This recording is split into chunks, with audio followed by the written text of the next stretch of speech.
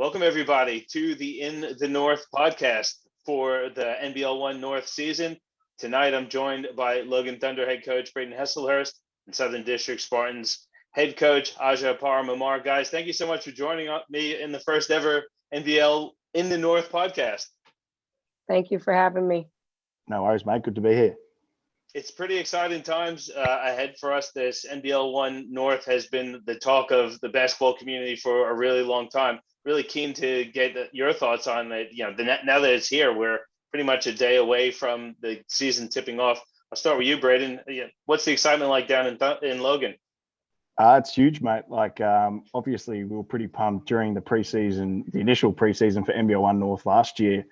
And to have that sort of season cancelled, I know it was devastating for everyone. Obviously, we had a QSL season, but it wasn't the same as what NBL1 North would have been. So to have that year or so in between and for it to finally be, like you said, or a day for some teams and a couple of days for others is really exciting. And just to see what this new league will be like, it's obviously been great seeing it down in Melbourne and Western Australia and South Australia this year. And now it's our turn. And I think, I'm sure Aja will think the same. I think, the Queensland League is one of the best in the country. So we get a chance to show that on the big stage, which is good for everyone. Aja, how do you feel about this season tipping off? Have you noticed any difference in the preseason, the preparation, recruitment, or anything heading into the season? Yeah, it's been with COVID taken away last season. I think there's a lot of excitement, a lot of buzz across the state, and they haven't played at a high competitive level for a very long time. So that excitement is just kind of zooming everywhere. What has your preseason prep been like heading into the regular season now? Oh, it's been challenging. With the imports, no imports, or the trying to get NBL players when their season's going to end, and on the men's side of the thing, it's been challenging. But I'm happy with the roster that we're starting the season with. It won't be clearly the roster that we end with, but the guys have put in the work, and we're just excited to get started. Brayden, I know you return core of that QSL championship winning squad. What's your preseason been like? And we'll get into the rosters in a bit, but just curious to see how the prep's been.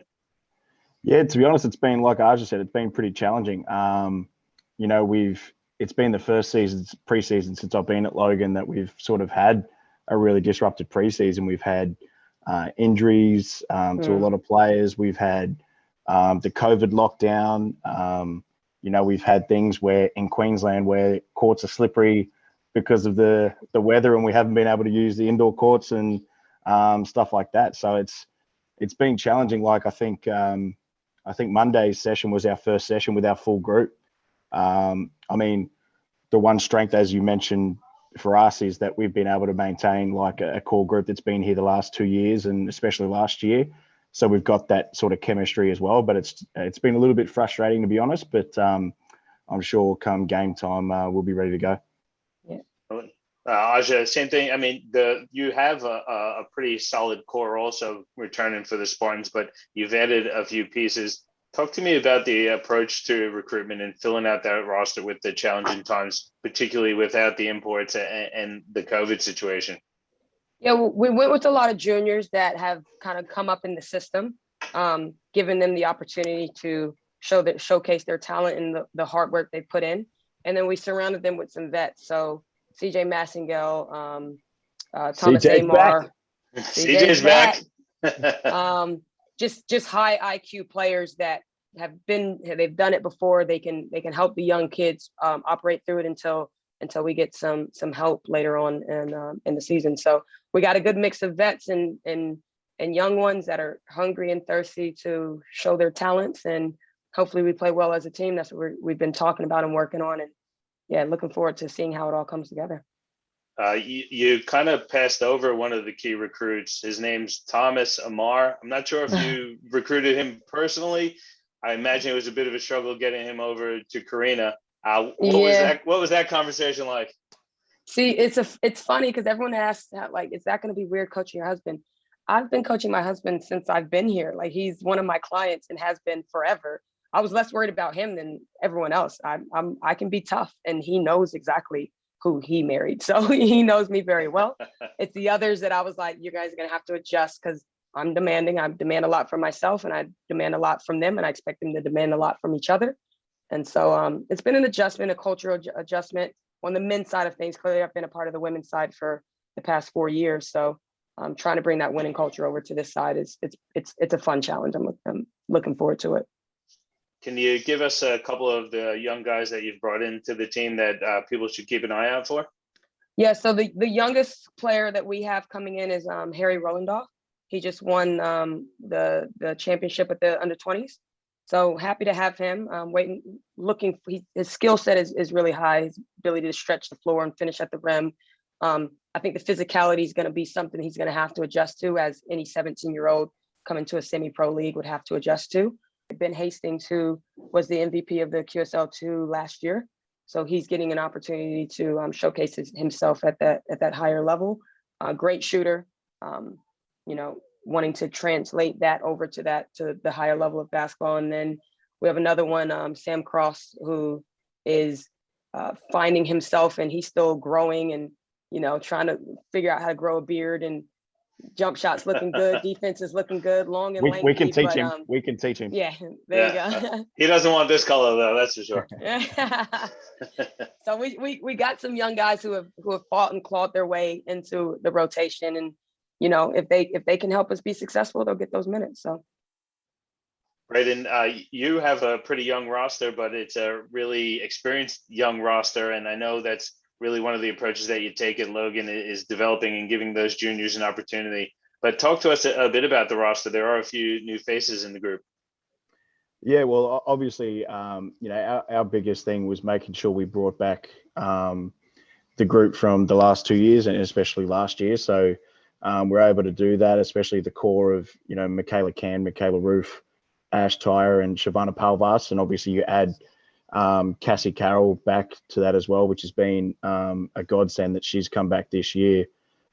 She took a while to get going last year just because she hadn't played in so long. But after having a full preseason this year, she's been playing out of her mind in the preseason. So good to have those guys back. And obviously we've got the juniors that, as you mentioned, have been part of our group the last 2 years in Danielle Bays, Carla Drennan. Obviously those two will make a big step up, and we're able to make the addition of Indy Bauer as well from Seahawks, that just played at the under-20 nationals and won a bronze medal there, and she'll really add something different to our group and play a massive role with us. So and even outside of that, we've got a lot of juniors who are able to play minutes, and the Kerasoma twins, Lila Spring, Maya Entrop, and we've just started bringing through the next batch of under-18s kids as well, as far as Mackenzie Orton, Hannah Dalton, and they got an opportunity to play heaps of minutes at the Blitz and did really well as well. So, our strategy, as you said, is just have that core senior group and have a lot of our juniors and younger players around that, and that way they can learn from not only us coaches but the players they're playing with. So, thankfully, everything's gone sort of to plan with the team we've been able to put together, but we'll see what it looks like come game time. I guess I'll put the same question out to both of you, and whoever wants to jump in first could respond. I know it sounds like a really cheesy question, and people are probably sick of hearing it, but COVID has really had some negative impact with around the recruitment, but I also think it's given opportunities for some of the younger players to maybe come in and play in NBL1 North, potentially not going over to college or pursuing other opportunities. Has that been the case for either of you? Not really for us. I mean, like I said, we weren't looking at, getting imports or anything like that because of the group we already have. So that opportunity would have been there for the juniors anyway. So it hasn't really changed what we've done too much. I suppose the biggest thing was maybe last year they got a bigger chance than they probably would have if it was a full QBL season, but now they've shown what they can do, so they'll get that full opportunity again in NBL1 North.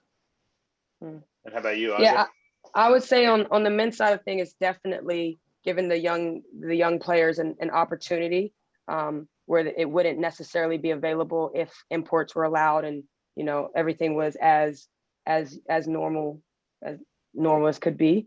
But I'm happy for them to get that opportunity. And like I said, if they're able to help us win games, then they'll be used, and and that trust will start to build within the system for them. So they'll get opportunity after opportunity. Yeah, I also know a lot of the young kids are being recruited to go to U.S. colleges. Yeah. But with COVID, it's kind of almost stalled a little bit, particularly for Australians heading over there. I imagine some of the young guys that you guys that both will feature in your groups, maybe put that on pause for a little bit before they really make a decision. From outside of just my team, a lot of the young athletes that I work with, I know a lot of them are hungry to get over to America, but because of COVID, they've decided to stay. And I think being able to play against grown men or grown women in the same sense is going to better prepare them for that college system, with the intensity, with the physicality of the game. It's definitely been kind of a blessing in disguise for a lot of them from my perspective. And then Brayden, I know you got a bunch of players in your group that colleges would be drooling over.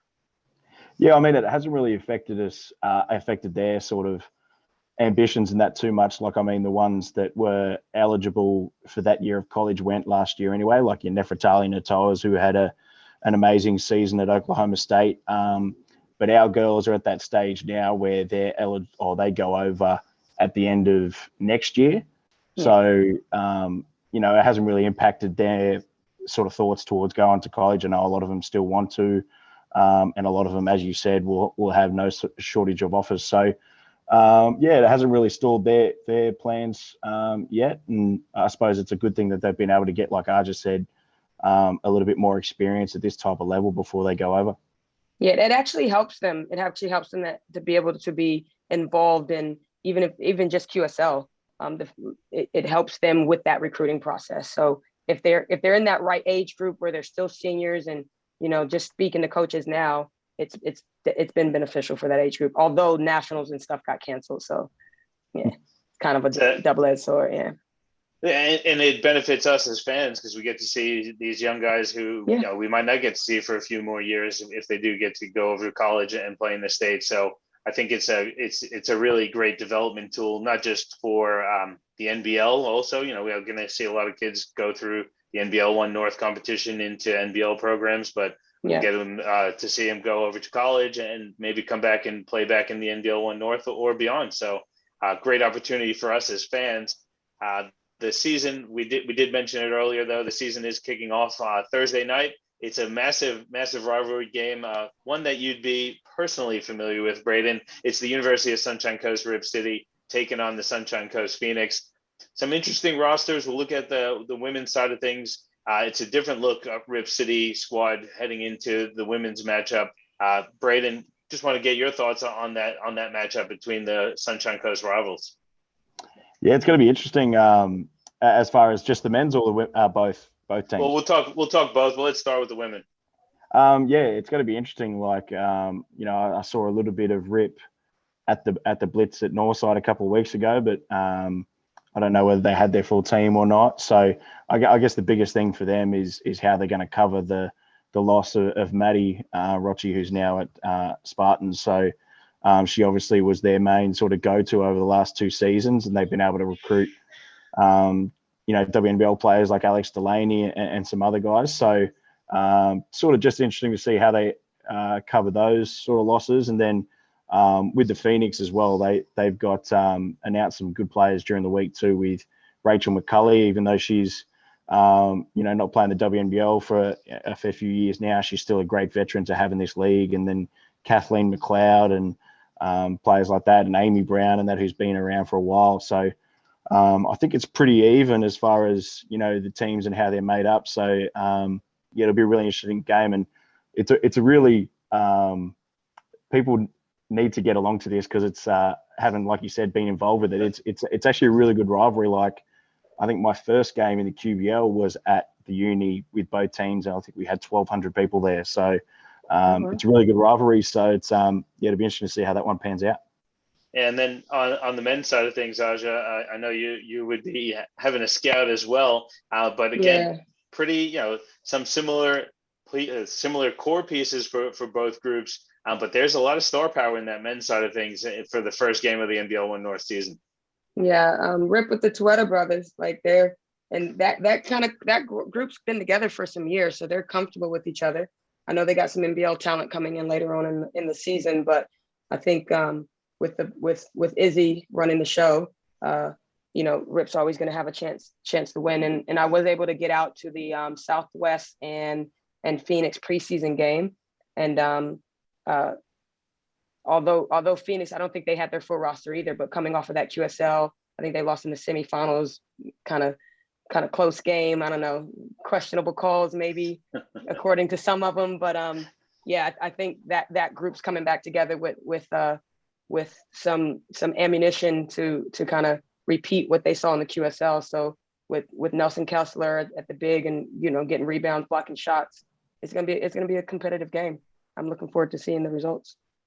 I gotta ask both of you for predictions. I need both games. I'll start with you, Brayden. In the women's matchup, who you tipping? I'm going to tip Phoenix. I think just because the new groups and everything. I think Phoenix maybe having a few more veterans as far as Rachel McCulley and Kathleen McLeod and guys like that will pay off, and I think they'll get there in the end. I think it'll be tight, but I think. While Rip is still sorting some things out and how they're going to play together and everything, I think Phoenix might be able to get that one. And Amy Brown's a beast. She's physical. She'll be out there. What about on the men's side? Who you got, Brayden? On the men's side, I've got to go my old club in Phoenix, mate. Some mates up there and former guys that I coached in Jamal Roberto and guys like that. I think they'll be really good, like you said. They played really well as a group together last year, and it's sort of the first year that young Sunshine Coast group played together at this level last year. So it'll be interesting to see how they take that forward, especially with some guys they got coming in as well later on when NBL's done. So I'm going to tip Phoenix in that one, I think. Yeah. Aja, do you want to make some predictions for us? Are you going to give us a tip for the women and the men? I'm going to agree with Brayden on the women's side. I think that that Phoenix is going to come out on top there. I think that Rip Cities has a chance to be a strong team, but they're going to need some time to come together. On the men's side, I'm going to disagree with Brayden. I'm actually going to go with Rip. I think that with the Tuetta brothers, I agree. Jamal can shoot the ball. He's gonna play really well. I think Nelson will do his thing, but I think right now, just based off of what I saw against Southwest, I think they need a little bit more from their bench, and so figuring all of the glue pieces. The stars will do what they do, but the glue pieces, I think they're still trying to figure that out. And I think with the core that Rip has, they'll be able to come out on top. But either way, it'll be a competitive game. It's going to be a good one. I don't think whoever made the schedule did it right by setting things off with the Sunshine Coast battle up there. Friday night, we take it to the north of the NBL1 North, and you got Townsville hosting Mackay. Again, a pretty big rivalry game to kick things off. I'm going to start with you, though, Aja, and let's start on the men's side of things. You got Townsville and Mackay, two teams and two programs that are traditionally very, very strong. On the men's side of things, a lot of familiar faces in that Townsville squad, but also a bit of a youth movement as well. Yeah. I think Mackay, looking at the signings that they've had with the Harry Frawlings, and they got Chris Cedar coming back from Logan last year, and they have their on paper they're going to be really, really tough. I think in the end they'll probably be one of the toughest teams on the men's side. But until that firepower kind of comes in, I think the youth and the core that Townsville has coming back might be able to take them over for the game one. But in the end, I do think Mackay will be out there in the playoffs and competing for a championship. There are a lot of familiar faces in that Mackay roster. A couple of guys that jump out at you. And I spoke to Coach Kalu in the preseason, a guy that he was really excited to have last year. And unfortunately he didn't get to suit up in the competition because obviously it was canceled to COVID, but he brought in Emmanuel Malu, who has had some really big reps. And I know I'm really excited to see him play in person. And I know that Mackay is expecting big things from him. Yeah, he's an athlete.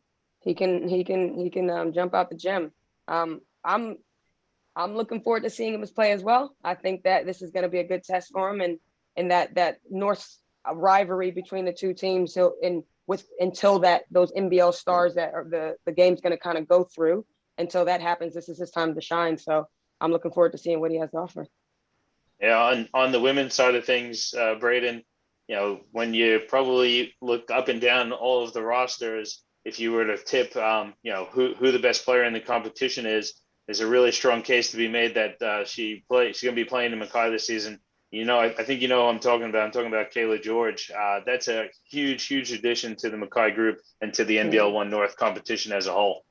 Yeah, for sure. And not only that, they have Chelsea Brook alongside her as well, another WNBL big. So, they've got a pretty good roster, especially their big combination is the best in the league. So, the interesting thing for them will be, who steps up in the guards. Obviously, Heidi Freeburn's an experienced veteran and everything like that. So, but that she'll need some help and everything, especially going up against a Townsville side that's going to be really well organised with Shannon Seabon coaching. I'm sure, the way he coaches, he won't let Chelsea and Kayla have open space. He'll take away them and try and make other people beat them and do some quirky things and stuff. So, it's going to be a really interesting game. Obviously, Townsville having WNBL players like Mia Murray, Steph Reed, and some other experienced players in there as well. So, is Kayla George playing game one?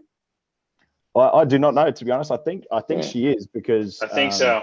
I haven't had any confirmation, but I know she's in Mackay and has been there for a bit. So I would expect her to play. Yeah, that'd be a good game. Even with that, I think Townsville will get the win there. I think, like I said, Shannon will be just, trying to take those girls away and make other people beat them, and it'll just be up to Mackay to see who steps up out of the supporting crew. You tip Townsville in the women's. What about in the men's, Brayden? I'm going to go with Mackay in the men's. Actually, I think they got Jaron Jameson as well, a guy who's we're familiar with down here, and Chris Cedar, and then some other experienced guys around him too. And I think, like you said, Townsville gone largely a youth movement, and they got some obviously experienced guys around them like Keegan Tudhope. I think PC's playing again. The interesting thing will be to see how they're signing from the Gold Coast and Jalen Patton Croker steps up. So, but I think Mackay will be too good in that one this weekend. All right. And how about you, Aja, on the women's side and the men's? Who are you tipping? Definitely go with Townsville for the women. I think Kayla George has the potential to win the game all by herself. But I do think Shannon's pretty savvy with how he sets up his defensive schemes and is going to limit her as best as he can. And I think they're still working on that supporting cast. And on the men's side, I like Chris. I like Jarrett. I think they're strong scoring guards, and I'm curious to see how they are defensively, what they can do on the defensive end, and if Mackay's young group can move the ball and shoot the ball. Or sorry, Townsville's young group can shoot the ball. It'll be a competitive game. I'll go with Mackay just to agree with Brayden for once, but I think it could go either way. All right. Well, if we take it back down to the southeast corner, we're on to Saturday, and here's where the bulk of round one will take place. Kicking off the Saturday lineup, though, is the Brisbane Capitals at the north side Wizards. Again, all these teams are familiar with each other. It's really good to see a north side back at this level, and with a couple of teams in the NBL1 North. I know coming off of the QSL season, it was still up in the air whether they were going to come in and play the NBL1 North. And I'm really happy to see them back at the highest level they can here within the state of Queensland. And that's a pretty decent rivalry as well. Guys, I'm going to come to you and just give us a quick preview and tips. I'll kick off with you, Aja. I'm happy to see Northside back in it as well. That's kind of where I started my Australian career there. So, and I'm glad to see them back in front. Am I making predictions or? Hey, tell us what you think will happen in the two games, and we'll get a prediction for sure. Yeah, I'll go with Northside because I'm gonna back my girl Rebecca Stevens on the women's side. I won some championships with her here, so I'm gonna think that she's gonna go out there and get her team ready and prepared for the season coming up. And on the men's side, it's too tough to tell. Do I have to give a prediction? You do. Absolutely, I mean, mate. You can't sit yeah, on you the have fence. to. Come on now.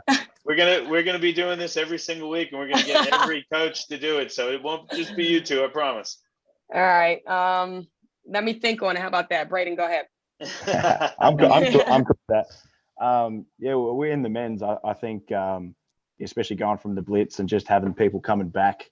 They lost Kadee and Jared Bairstow and guys like that for the Capitals, but I think they still got that core group that's been around for a while and they know how to play together. So I think I've got to back my boy Andre, the new coach for the Capitals, a coach with me. It's me and Kieran Byrne at St. James. So I'm backing in Brisbane Capitals there. And then with the women, I think it'll be a really good game, to be honest. I think, like I just said, with Beck at Northside, she'll have them playing physical and competitive no matter who's on their roster. I think, they've got some really good players in Courtney Woods and Georgia Woolley there now. The surrounding pieces are pretty young. So it'd be interesting to see how they go. With the Brisbane side, VDog obviously did a really good job with them last year, but it'll be interesting to see how that group transfers over to NBL1 when the lists across the border are a bit better and everything. But we played them at the Blitz and they're going to be really physical. So it's going to be interesting to see who can win that battle as far as being the more physical team. But I think I'll back Brisbane in just because, a large core of that group returned from last year and they'll have a bit of familiarity over the Wizards. All right, Aja, we're not letting you off the hook. You made your women's prediction. Give us your men's prediction. We can't do it. We can't move on until you do. All right, let me go. I'm gonna go with Brisbane, mainly because I'm a lot more familiar with their roster and they do have that core. They move the ball so well. They keep the spacing. They play inside out and they're really physical on the defensive end. So I'll go with Brisbane for now, but I do think that Northside with Jesse Gee at the helm, I think he'll come out and make some noise and have the ball in his hands a lot. And I think he'll have a good opportunity to get some of those young guys that I know they won like SBL and QSL2 or whatever other divisions they've been in since they haven't been in that top division. I think that they're hungry to show something. So I'm looking forward to a competitive game. Yeah, I will go with Brisbane. I'll make an official. I will go with Brisbane as the winners. Yeah. Right. This is being recorded, Aja, so it is officially on record now. So we got it all. The next one I want to talk to features Brayden. We got Logan taking on Red City. And Brayden, I know you saw a bit of Red City in that preseason. The women's team is definitely going to look a lot different for Red City coming in from the QSL now into NBL1 North. I'm not really. I don't think I need to ask you for your prediction, but just give us a bit of a preview of that game for us. Yeah, I mean, it's going to be interesting to see how it plays out. Like I said, we haven't had, our group for basically the full preseason. So this would be, like just another chance to get together and see how we go and work some issues out and that sort of stuff. So, that Red City team obviously lost a lot of talent from their QSL team last year, but, with Cassie Dover coaching them, I think the biggest transition she made when she took over the Gold Coast team was just having that team compete every possession and just be physical, especially on the defensive end. So we're under no illusions that they'll, be physical and give us a crack. So we'll be on our game and try and give our home fans a good first game to watch. And so I know you're tipping yourself in that one. The women on the men's side of things, you're part of that Logan group, but I also know you got a lot of good mates on Red City. Who are you tipping in the men's game?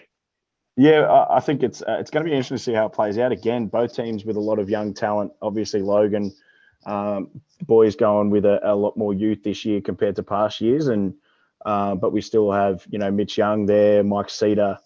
Jeremy Kendall will be playing this week, and he's been killing it over in his stint in the New Zealand NBL. Just hit a game winner last week, so he'll be playing this weekend. And Boston Maslin, I really will look forward to seeing how he stands up. He had a great nationals as well, and then guys like Elijah Pooner and people like that. So, and like you said on the Red City side, obviously a good mate of mine in Daryl McDowell White and other guys like Kian Dennis has been at Logan and been a DP for the Bullets. So it'd be interesting to see how it plays out. But I think with JK back for us, I think, we might get the chocolates hopefully.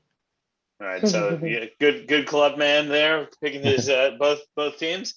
How about you, Aja, on the men's side of things? You're pretty familiar. I'd say you're pretty familiar with both of these groups because they do have some of the core that was in the QSL last year. Logan has that strong core. A player that jumped out at me when I was looking at the rosters, Obi Shea. He was great for Logan a few years ago. You haven't seen him play basketball for a little while. He's a bit of a difference maker. I don't think he's playing. Yeah. By the way, I think that's a maybe a late season thing. I don't think that's a. I was gonna say I saw him on the roster, and I was like, this is a big surprise. But even without him on that Logan roster is going to be pretty tough. And Red City, kind of has a few of those players back from QSL, but it is a young group getting together for the first time. Yeah. With DJ, I think DJ's kind of the heart and soul of that team right now, and so it'll really be based around how he can get the young guys to play and buy in on both ends of the court. Him playing with his little brother Kobe, who can shoot lights out, and at his age is probably an elite point guard in my personal opinion, with his ability to see the court and his passing and even his athleticism defensively. On the other end, you got young players like Tane Kirsami, who's making his kind of debut, where he's going to compete. Like you said, Boston. It'll be kind of a battle of the vets, in my opinion. I think the young ones are kind of even each other out with greatness as well as with some mistakes, because it's going to be a lot of nerves there for them. So it'll be, and from my perspective, it'll be about who makes the most shots. And with JK coming off of, like Brayden was saying, like an amazing 3 weeks out in New Zealand, and he had his stints in the NBL with a few different teams, and he's in shape, he's healthy, both mentally and physically. I think you got to kind of tip the scale over to the Logan Thunder on the men's side to make the win. On the women's side, I don't know. No, I'm just playing Brayden. I think Red City is young. I think they have they have a great coach that's taken over and is trying to build a culture, but it's going to take some time. Clearly, Brayden's squad is got some vets, and I think there's no way that Red City upsets Logan in that first game. Not if Michaela Can has anything to say about it. Logan, both tipping both Logan teams in that matchup against Red City. Next one I want to talk to you about, we already talked about Mackay. They are starting the season, and it's always that tough Townsville-Cairns road trip. They play Townsville on Friday night, and then they back up and play in Cairns on Saturday. That's really, really tough ask for Mackay. We haven't really talked about either of the Cairns groups. Aja, on the Cairns side of things, what do you think in that matchup with Mackay? We already talked about the strength of the women and the men's. How do you think Cairns matches up? Yeah, I know on the men's side, they got a lot of their old boys back. You got Deborah George coming in. I know. I remember him dropping some 40 bombs on us in Siebel, by the way. Did he? No, he absolutely. He can definitely shoot the ball, and he's been playing, so it's not like he's out of shape. He's been out there, he's been doing things, and a lot of they got a bit of a brotherhood out there, and a lot of them have come together to try to get the Cairns program back into some of the winning graces. So it'll be interesting to see how they come together. It'll depend on, like, you got to be in shape. You got to be able to get up and down the court, because it's a whole different level of fitness when it's a game, the pressure, the defensive end, offensive end. So it'll be interesting, because a lot of them haven't played in a few years together. But I'm excited. I'm looking forward to seeing them play. And then again, you look at the beginning of the season, Mackay having to play that back to back, it's tough. So that fatigue, makes a coward out of everyone. So it'll be interesting to see how they can turn that around. But I'll back Mackay, since I have to make a prediction according to you guys. You do, but yes. I do see Cairns having that chemistry, even though they haven't played together in a while. And on the women's side of things, Cairns is, they have a player coach in Mara Duncan. That's always a tough ask. It's a pretty young group for Cairns Dolphins as well, against that veteran Mackay Meteorettes group. You want to make a prediction on that one too, Aja? Yeah, I'll go with Mackay. It's tough for anyone to be a player coach. And a lot of times the main reason you're a player coach is because you're lacking the talent in the player side of things. And so I would probably go with with Mackay on that victory, but with the concept of the young players at Cairns will get that experience, and later on in the season, hopefully start to play with some confidence.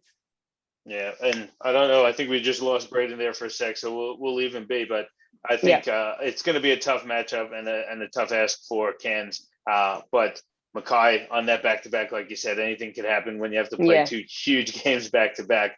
Now let's go first round. Yeah. In the first round, I mean, at least you could have given them the second game on a Sunday, maybe. Right.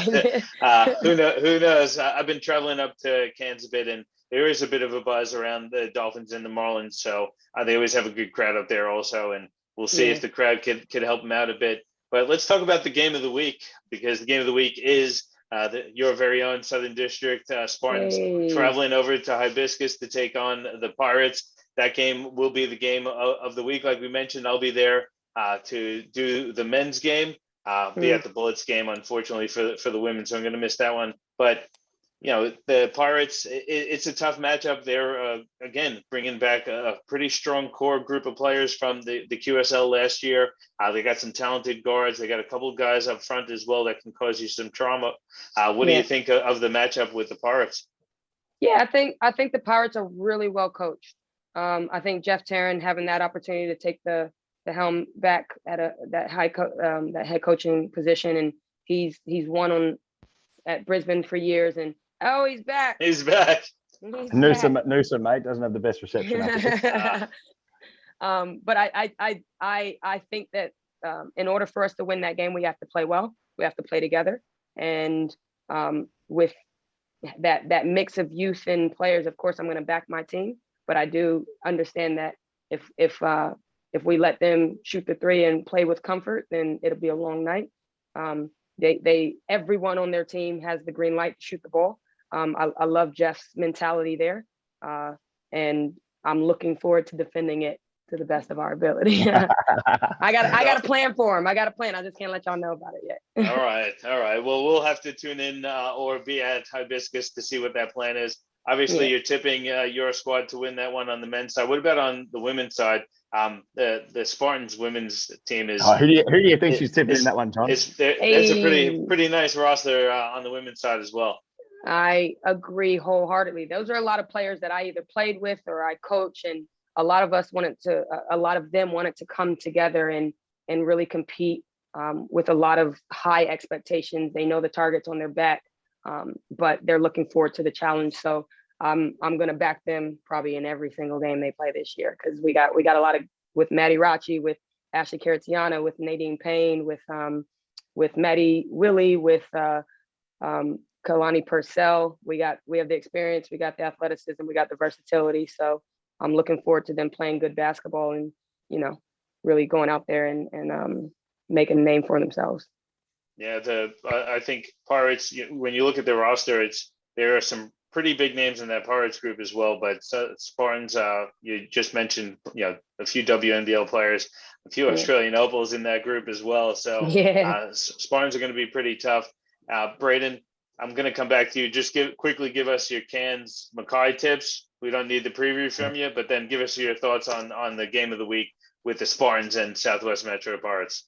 Yeah, we're going back to the Cairns Mackay games. I think both Cairns teams are going through some changes at the moment, like Aja said, and I think there'll be a bit of a work in progress. So I think Mackay will get both of those in the women's and men's. And going on to the Southwest and Spartans game, obviously in the women's, it's going to be really tough for Southwest. Obviously, the Pirates have a really experienced coach there in Brad George, who had a lot of success out at Ipswich and has been able to bring some of those players like Amanda Johnson, Bree Farley, being able to add Keisha Lee in as well. But it's going to be a really tough task going up against a team as talented as Spartans. Obviously, 4 WNBL players, a lot of talent. Holly Smith in that team as well.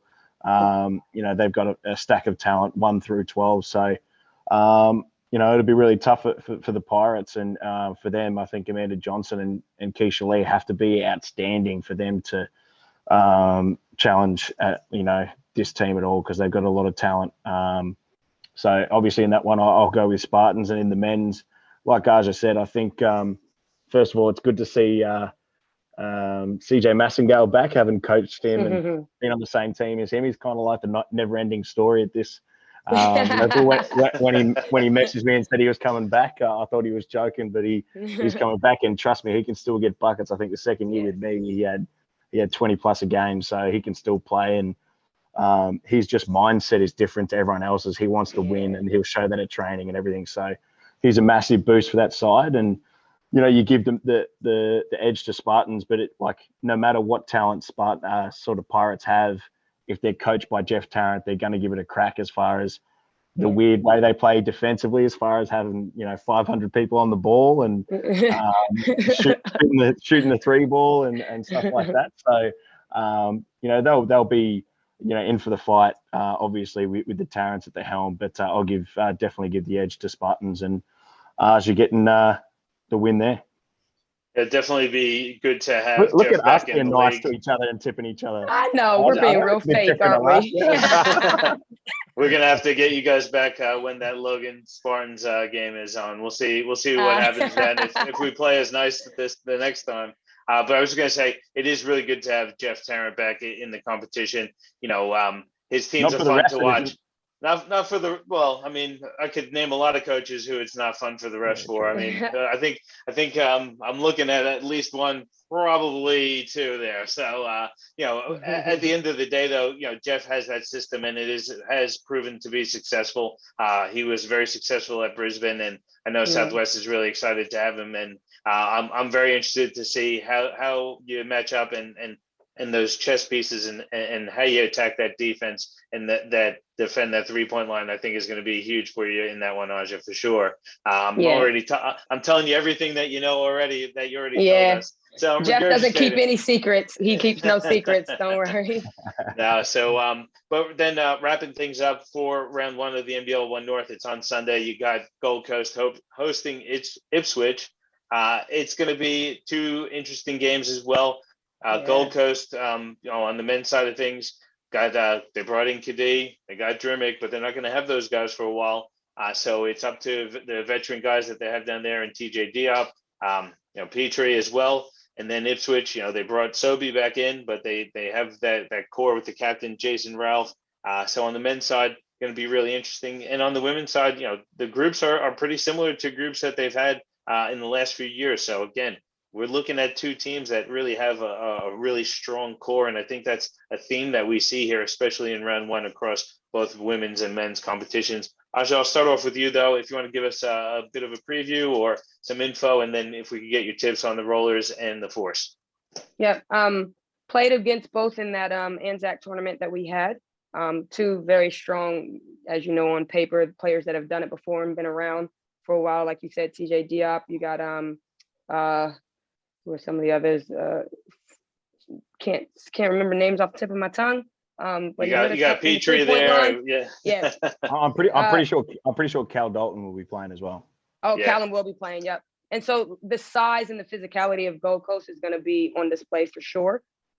So I think they'll have a slight advantage. But I did like how Ipswich played. You got Ryan Jeffries and that core is back together. They move the ball well, but without Sobey, without Haji there yet, I think they're going to be a little bit light on the depth chart. So I'm going to go with Gold Coast on that win.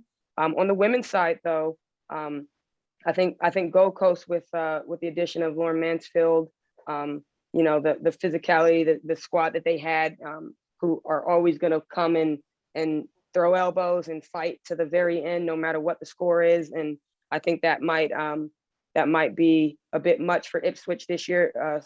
This game, especially with, I think Amy Lewis might not be playing with a bit of a face fracture that she had in the Anzac Day tournament. So if they're losing Amy Lewis, I think it's going to be tough for them to get that W against Gold Coast. But they played really competitively in that Anzac tournament, so it could go either way. And I mentioned it earlier when we were talking about Mackay on the women's side of things, Brayden, but right up there with one of the best players in the competition. She's going to be down at Ipswich, a friend of yours as well, Abby Bishop. She's a difference maker in any league that she's in, but especially when you put her into this competition in the NBL1 North. Yeah, I think the biggest thing for them is how many games she'll play. She's not playing this weekend. She's still in quarantine after just getting back from Italy. So And that's the area that's probably the concern, you would say, for Ipswich, is their sort of big men department. Obviously the guards, with Amy, depending on if she's playing or not, but they're able to add Kelsey McDermott as well. They got young Kat McGregor, Alana Fraser, who went across from our team last year, who was a big part of our success as well. So, their area that they sort of need to see how they're able to step up is the big men department. And it'll be interesting to see if Caitlin Cunningham's playing for the Gold Coast, because I think to complement Lauren Mansfield, they really need a big to go with her that can play those ball screens and stuff like that. So I think this one will be really tight, to be honest. Like Aja said, if Amy's out, I think Gold Coast will get it a little bit comfortably. But I think, this will go down to the wire, and I think the men's will be the same. Like Aja said, there's a lot of talent on both sides and a lot of talent missing from both sides, and they both compete. They both play really well together, both coach really well. So I think both games will go down to the wire, but I'll tip the Rollers in both, I think. All right, so we made it through round one of the NBL1 North season. We've made it through the first In the North podcast. I got to thank you guys. Barely. I know you're thirsty, Brayden. So we'll let you guys go, really. But I do want to thank you guys for taking the time to catch up with us tonight. Well ahead of the first round of the NBL1 North competition. I got to thank Southern District Spartans head coach Aja Parham-Ammar, Logan Thunder head coach Brayden Heslehurst. But don't forget, guys, you can catch all the games live. Every single game of NBL1 North will be streamed live and free at nbl1.com.au, or you can catch them all on the NBL app. So if you can't get down to the game, make sure you tune in. It's here. We've been waiting for it for a while. The NBL1 North kicks off on Thursday night. Don't miss any of the action. And like I said, nbl1.com.au or the NBL app for all the live action. Brayden, Aja, thanks again, and best of luck this weekend. Best of luck to everyone playing and coaching this weekend. Thank you all for tuning in to the In the North podcast. Thanks, Johnny. Thank you. Bye, guys. See you. Thanks. Good luck.